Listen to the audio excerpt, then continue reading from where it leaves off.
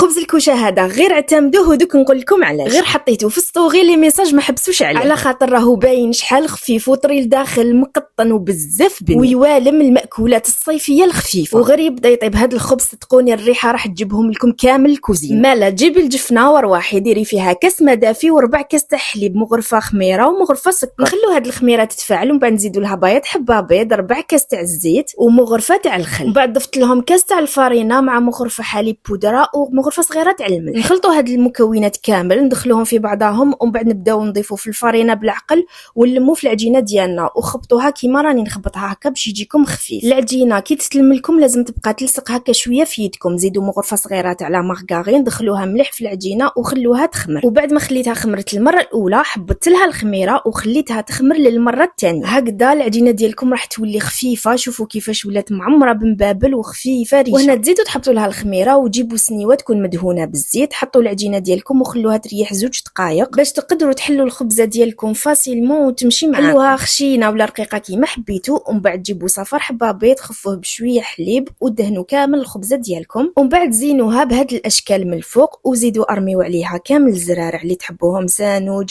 جلجلان، خليط كيما حبيتوا حطوا ودخلوها طيب على 200 درجه.